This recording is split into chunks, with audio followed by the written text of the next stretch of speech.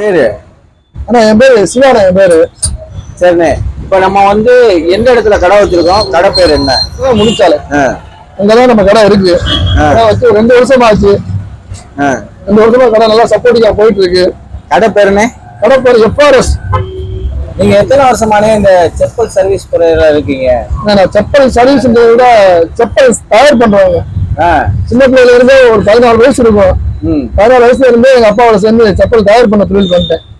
சரியா படிக்க வராதனால படிக்க போகாம இந்த தொழில் மேல ஆர்வத்துல அப்படியே தொழிலுக்கு வந்துட்டேன்.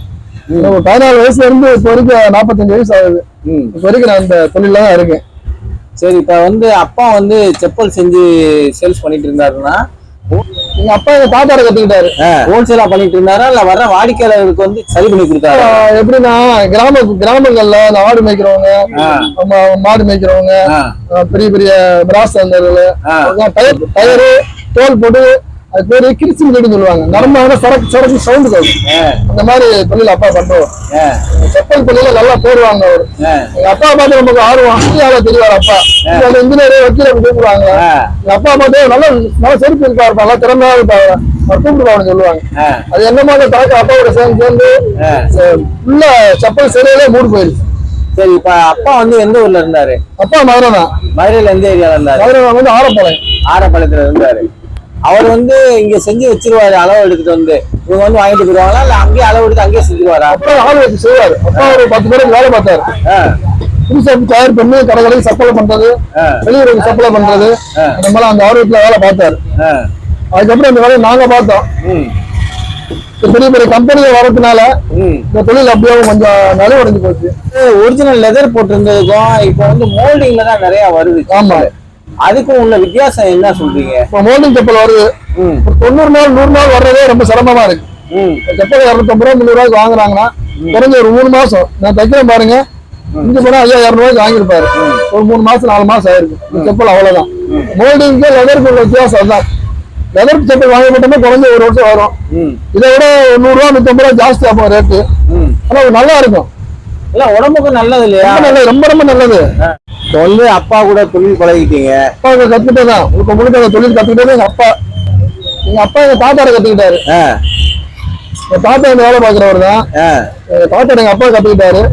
அப்பா தொழில் மேல ஒரு ஆர்வத்துல கத்துக்கிட்டீங்க. முத கடைன்னு வச்சது இங்கதான் வச்சீங்களா இல்ல இதுக்கு முன்னாடி வேற எங்கேயும் கடை வச்சீங்களா? முத கப்பல் செய்யற கம்பெனி வைப்போம். ஒண்ணுல வீடு இருக்குமா, வீட்டுக்கு வீட்லயே உட்காந்து கப்பல் செய்வாங்க. அந்த மாதிரி வீட்லயே செஞ்சுக்கிடுவோம், வெளியே சப்ளை பண்ணிக்கிடுவோம். அது போக ஒரு சின்ன இடம் மாதிரி பிடிச்சு ஒரு 10 பேர் அந்த வேலையெல்லாம் பார்த்தோம்.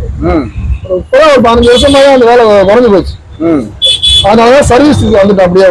இப்ப நான் பாத்திருக்கேன், செப்பல் சர்வீஸ் பண்றவங்க பூரா ஒரு மரத்துக்கு கீழே உட்காந்து சர்வீஸ் பண்ணுவாங்க. இல்லைன்னா ஒரு சின்ன கூடார மாதிரி போட்டு சர்வீஸ் பண்றத பாத்திருக்கேன். இன்னைக்கு ரீசெண்டா பாத்தீங்கன்னா ஒரு பெட்டி போட்டு கூட செப்பல் சர்வீஸ் பண்றத பாத்திருக்கேன். நீங்க முதல் முறையா ஒரு கான்பிடென்ட்டோட ஒரு கடை பிடிச்சு பண்ணணும் அப்படின்னு நினைச்சதுக்கு காரணம் என்ன? ரோட்ல எங்க தாத்தாவும் ரோட்ல வேலை பார்த்தாரு. எங்க அப்பா ஒரு உள்ள ரோட்ல வேலை பார்த்தேன். நமக்கு என்ன ஒரு எண்ணம், எப்ப பார்த்தாலும் இந்த மரத்தடி இந்த கடை கட்ட வேலையே கிடையாதா? எல்லா தொழிலும் முறையா செய்யறாங்க. நம்ம இந்த வேலையை முறையா செய்யக்கூடாது. ஒரு கடையை வச்சா, நான் கடை வச்சேன், எல்லாருமே கட்ட மாட்டாங்க. எங்க வீட்லயே கட்ட மாட்டாங்க. என்னங்க எல்லாரும் வேலை ஒரு மாதிரி பாக்குறாங்க, நீங்களே வித்துக்கா கடை வச்சு பாக்குறேன்றீங்க. ரோட்ல மரத்துல உட்காந்தா வாடகை மிச்சம், உங்களுக்கு கண்ட சொல்ல மிச்சம், காசு கிடைக்கணும். எல்லா காசும் எங்க கிடைக்க போகுது.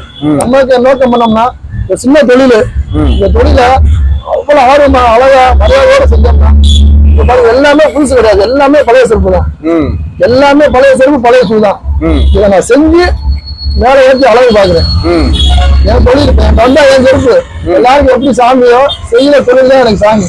இது அழகா செஞ்சு சர்வீஸ் பண்ணி மேல அடிக்க வச்சிருக்கேன். கஷ்டமா தானே அழகு எடுத்து கொடுக்கணும். வாங்குற எப்படி வரும் தெரியாது. அழுக்கு குளிக்குமா தண்ணீர் இல்லையில வீட்டு அப்படியே வருவாங்க. ஷூ வாங்கி கடைச்சி சர்வீஸ் பண்ணி தச்சு பாலிஷ் பண்ணி ஏற்றிடுறேன். இதுல சுகமே தனியான சுகம். இதை பார்த்தா மக்கள் வர்றாங்க. பரவாயில்ல, நம்ம ஷூ கொடுத்துட்டு போறோம். ஒரு 10 நாள் ஒரு வாரம் கொடுத்தோம்னா உடம்பு சரியாம இருக்கும், ஊருக்கு போயிருவாங்க. இதுல வேலை ஆயிரம் மறந்துடுவாங்க. ஐயோ அவங்க ஷூ கொடுத்தேன் கடையில் அப்ப நேரம் வருவாங்க. தம்பி ஒரு 10 நாளைக்கு ஷூ கொடுத்தேன், ஏன்டா இருக்குங்க எடுங்க கையில் கொடுக்கும்போது அவங்க சந்தோஷப்பட்டு போறாங்க. பரவாயில்லப்பா, சூப்பர்ப்பா, அந்த மாதிரி நீ கடை வச்சிருக்கிறது ரொம்ப சந்தோஷமா இருக்குன்னு சொல்றாங்க. இதனாலதான் ஒரு கடையா வைக்கணும், கடையா வைக்கணும். ஒரு கம்பெனி டைம் மாதிரி இப்ப நான் மெயின்டைன் பண்ணிட்டு இருக்கேன். ம். காலையில 9 மணி கடை இருக்கேன், 8 மணி கடையை முடிடுவேன். ஏன்னா அவ்வளவு வேலை பார்க்க முடியுது எங்களால, உட்காந்து வேலை பார்க்க முடியனால. சரிண்ணே, ஞாயிற்றுக்கிழமை கடை இருக்கா இல்லையா? ஞாயிற்றுக்கிழமை ஆஃப் கண்டிப்பா இருக்கும். இந்த தொழில் பாத்தீங்கன்னா அருமையான தொழில். தவறாசனம் யாரும் தவறாசனம் வைக்கிறாங்க, பெரும்பாலும் சிரமப்பட்டு வேலை வைப்பாங்க. கட்டிடம் கட்டுறவங்க, ஒரு கட்டணம் வைப்பாங்க, ஒரு பெயிண்டர்ஸ், இங்க ஏறணும் இங்க ஏறணும் இங்க செய்யணும் அங்க செய்யணும், சிரமப்பட்டு வேலை வைப்பாங்க. இந்த வேலை எப்படின்னா உட்கார்ந்த இடத்துலயும் நல்லா அழகா மூளை யூஸ் பண்ணி இந்த வேலைய அழகா முறையா செஞ்சோம்னா பணம் கொட்டும். ஆனா முறையா செய்யறவே ஆள் இல்ல. அவ்வளவு நல்ல தொழில். இந்த தப்பா செய்யறாங்க, தப்பா செய்யாம சரியா செஞ்சோம்னா வர்ற வாடிக்கையாளர் நம்ம அப்படி சந்தோஷப்படுவாங்க. நம்மளோட தொழிலை நேர்த்தியா செஞ்சு கொடுத்தோம், நமக்கு சந்தோஷமா.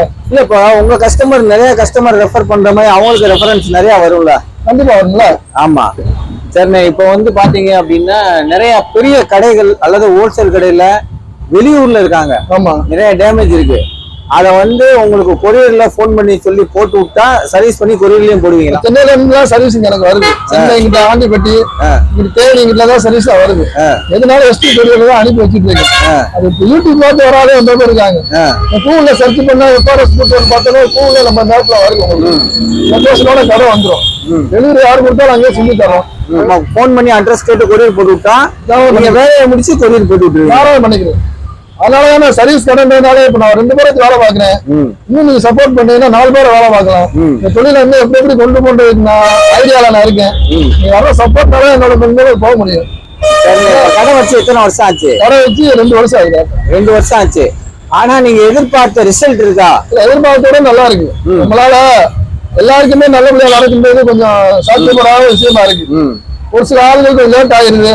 சில மெட்டீரியல் கிடைக்க மாட்டேங்குது. நம்ம நோக்கம் என்னன்னா பழைய செருப்பா புதுசுமா செஞ்சு தரணும். இந்த ஒரு சார் கேட்டு போனாரு, என் மைய செருப்பு அந்த நேரத்துக்கு கீழே போட்டுறான், போட மாட்டான், புதுசு கேட்கறான்னு சொல்றாரு. என்ன விஷயம்னா செய்யற ஆள் சரியில்லை அர்த்தம். அந்த பிஞ்ச செருப்பை வாங்கி வேற மாதிரி மாற்றமா செஞ்சு கொடுத்தா அந்த பசங்க போடுவாங்க. எடுத்தோன்னா ஒரு ஊசி நூலை எடுத்து தைக்கிறதே இருக்கக்கூடாது. செப்பலை பார்த்து செப்பலை எப்படி செஞ்சா பையன் போடுவான், எப்படி செஞ்சா பண்ணுவாங்க. லேடி செப்பல்லாம் இந்த அது பாருங்க ஃபுல்லா லேடி செப்பல் தான் தச்சு வச்சிருக்கேன். என்னன்னா காம்பினேஷன் அதே கலர் நூல் போட்டு தைக்கிறோம், எடுத்துக்கிறது. வெள்ளை செருப்புல கருப்பு நூல் போட்டு அப்படியே எடுத்துக்கிறோம். கஸ்டமர் ஒத்துக்க மாட்டான். நம்ம செய்யற வேலையை முறையா செஞ்சோம்னா ஏத்துக்கிறாங்க. இப்ப சுகர் பேஷண்ட்டுக்குன்னு தனியா செப்பல் செய்ய சொல்றாங்க, அதை நீங்க செஞ்சு கொடுக்குறீங்களா? செஞ்சு தரேன். பெரும்பாலும் இப்ப நீங்க வந்து செருப்பு, ஷூ, அது போக வந்து சுகர் செப்பல் எல்லாமே நீங்க சர்வீஸும் பண்றீங்க. ஸ்பெஷலா வந்து பாத்தீங்கன்னா அந்த சுகருடைய செப்பல் பண்ணி தரீங்க. ஆமா, சரிண்ணே. உடனே நல்லா இருக்க செருப்பை போட்டு அடுத்துக்கிட்டு இருக்கீங்க. ஆனா இது வந்து ஐடி செப்பல் பேரு, நல்லா பிராண்டடான செப்பல். இது கீழே வந்து சோல் போயிடும். இந்த சோல் போன உடனே என்ன செய்வாங்கன்னா சோல் கிடைக்காது போல, ரிப்பேர் பண்ண முடியாதுன்னு சொல்லி கீழே போட்டுருவாங்க. நம்ம என்ன செய்யறோம்னா இது தகுந்த மாதிரி நம்ம சோலை ரெடிமேடாவே இருக்கு. இது தகுந்த மாதிரி சோல் இந்த சோல் தான். இந்த சோலை நம்ம ஃபுல்லா ரிமூவ் பண்ணிட்டோம்னா இந்த சோல் வேஸ்டா போயிடும். அவ்வளவுதான். வேஸ்ட் பண்ணிட்டோம்னா அதே இடங்கள்ல இது தகுந்த மாதிரி சோல் இருக்கு. இது நம்ம ஃபிட் பண்ணிட்டோம்னா ஃபிட் பண்ணி இதே மாதிரி ரெடி பண்ணிட்டோம்னா லைட் செப்பல் மறுபடியும் உருவாயிடும். பேஸ் மேல ஒரிஜினலா இருக்கும், கீழே வந்து இது வந்து ஒரிஜினல் கிடையாது. அந்த லாங் லைஃப் இருக்கும். இன்னொரு 1 வருஷம் நம்ம போட்டுக்கலாம். உடனே 2000 ரூபாய்க்கு மேல எடுத்துப்பாங்க. அதனாலதான் அந்த ஷோல் மாத்துன்னு சொல்லுவாங்க. இது வந்து புக்காடின்றது நல்ல பிராண்டட் ஷூ. என்ன பாருங்க, நல்லா பிராண்டடு. இது ஷூ நல்ல பிராண்டட் ஷூ. இது என்னன்னா இது சோல் சென்ஸ் தான். இந்த கீழ் போட்டிருப்பாங்க. இந்த கீழ் இந்த பேஸ்ட்லாம் தனியா வருது. இதே நம்ம மறுபடியும் எடுத்துட்டு மறுபடியும் ஹீட் பண்ணி ஒட்டிட்டு ஒன்னொன்னா இது அப்படி பண்ணிக்கலாம் கையில் இல்லாம. சில பேர் பச்சைக்கூடாதுன்னு சொல்லுவாங்க. இந்த ஷூ பாத்தீங்கன்னா நல்ல ஷூ உங்களுக்கு. இப்ப தச்சு போட மாட்டோம், தைக்க கூடாதுன்னு சொல்லுவாங்க. தைக்காவும் என்ன செய்யணும்னா ஹீட் பண்றதுக்கு ஒரு பேஸ்ட் இருக்கு, அந்த தடவைக்காக. அதனால ஹீட் பேஸ்ட் ஆயிருக்கு பேரு. இதை ஹீட் பண்ணி ஒட்டிட்டோம்னா கையிலே தேவையில்லை, அந்த ஒரிஜினாலிட்டி அப்படியே இருக்கும். இப்போ வந்து ஒரு பெரிய ஷோரூம்ல என்னென்ன மாதிரியான சர்வீஸ் எல்லாம் பண்ணிட்டு இருக்காங்களோ அதை வந்து இப்ப நம்ம கடையில பண்ணிட்டு இருக்கீங்க. பெரிய ஷோரூம்ல யாரும் சர்வீஸ் பண்றதா தெரியல. எந்த ஷோரூம்லயும் சர்வீஸ் அவங்க பண்றதா தெரியல. எனக்கு தெரிய எங்க தாத்தா காலத்துல பேட்டால பண்ணுவாங்க. பேட்டால பண்ணும்போது அவங்களே பேட்டால ஆள் வச்சிருப்பாங்க வேலைக்கு. இப்ப யாரும் வேலைக்கு வைக்கிறதா தெரியல. இந்த மாதிரி ஆள்கிட்ட கொடுத்து செய்யறாங்கன்னு நினைக்கிறேன். ஆனா அந்த மாதிரி கடைக்காரங்களும் வந்து சர்வீஸ் கொடுத்தா நாங்களே செஞ்சு தருவோம். நிறைய வந்து ஹோல்சேல் கடை அல்லது ரீட்டைல் கடை வந்துங்கிறாங்க, வாங்கும்போது சின்ன டேமேஜ் இருக்கு, அதை வந்து ரிட்டர்ன் அனுப்பணும்னா வேல்யூ கம்மின்னு விட்டுறாங்க. அந்த மாதிரியான கடைகள் வந்து உங்கள்கிட்ட கொடுத்தாங்கன்னா புது பீஸை சர்வீஸ் பண்ணி கொடுப்பீங்க. ஆமா, அதுதான் சர்வீஸ் சென்டர்னால அதுதான் இங்க வர்ற வேலைன்னு பாக்குறோம். அது சர்வீஸ் பண்ணா எங்க கொடுத்து தெரியாம கூட இருக்கலாம். இதை பார்த்து எங்கிட்ட கொடுத்தீங்கன்னா அதே நாங்க சர்வீஸ் பண்ணி தரோம். இப்ப நம்ம கடைக்கு கொண்டு வந்து கொடுத்துடணும், கொடுத்து இந்த மாதிரி அப்படின்னா நீங்க சரி பண்ணி கொடுத்து கால் பண்ணி சொல்லிடுவீங்க. சொல்லிடுவோம் சர்வீஸ் முடிஞ்சிருச்சு வாங்கிட்டு போங்க கால் பண்ணி சொல்லிடுவோம். தெரிஞ்சவங்களுக்கு பரவாயில்ல, தெரியாமலும் சொல்ல வரேன். எல்லாரும் வந்து கொடுக்குறாங்க, கொடுத்து வாங்கிட்டு போறாங்க. ஏன்னா இப்ப நான் பார்த்ததுல சின்ன சின்ன லெவல்ல வந்து செப்பல் சர்வீஸ் சென்டர் வச்சதுல நீங்க வந்து ஓவர் கான்பிடென்டா போல்டா ஒரு கடையாவே வச்சு சர்வீஸ் பண்ணிட்டு இருக்கீங்க.